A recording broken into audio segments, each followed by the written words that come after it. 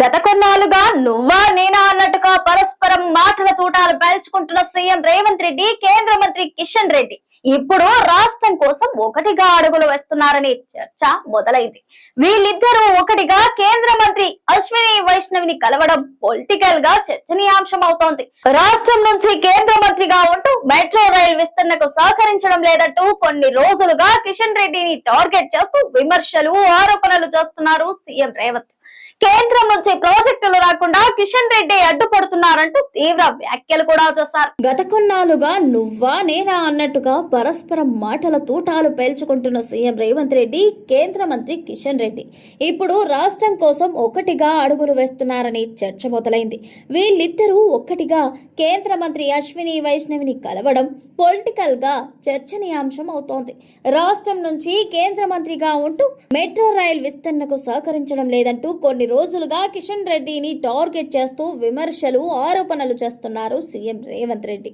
కేంద్రం నుంచి ప్రాజెక్టులు రాకుండా కిషన్ రెడ్డి అడ్డుపడుతున్నారంటూ తీవ్ర వ్యాఖ్యలు కూడా చేశారు.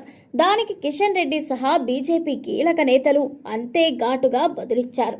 ఈ విషయంలో కాంగ్రెస్, బీజేపీ నేతల మధ్య మాటలు యుద్ధమే నడిచింది. అయితే మెట్రో రైల్ పెండింగ్ అంశాలకు సంబంధించి చొరవ తీసుకోవాలని కోరుతూ ఇటీవల కేంద్ర మంత్రి కిషన్ రెడ్డికి లేఖ రాశారు సీఎం రేవంత్ రెడ్డి. ఈ నెల 22, 23 తేదీల్లో తాను ఢిల్లీలోనే ఉంటానని, కేంద్ర మంత్రి అశ్విని వైష్ణవ్తో సమావేశం ఏర్పాటు చేయాలని విజ్ఞప్తి చేశారు. ఆ లేఖకు స్పందించిన కిషన్ రెడ్డి సీఎం కోరినట్టుగా కేంద్ర మంత్రితో మీటింగ్ ఏర్పాటు చేయించారు.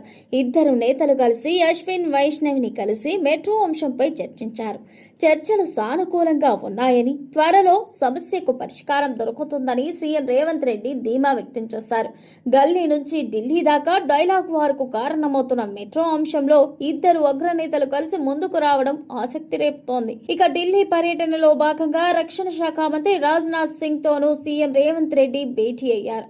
గాంధీ సరోవర్ ప్రాజెక్టుకు రక్షణ శాఖ భూములు బదలాయించినందుకు కృతజ్ఞతలు తెలిపారు. ఆదిలాబాద్ ఎయిర్పోర్ట్ అభివృద్ధికి సంబంధించి భూసేకరణ, యుటిలిటీస్ బదలాయింపు లాంటి అంశాల్లో పూర్తి సహకారం అందిస్తామని కేంద్ర మంత్రికి తెలిపారు.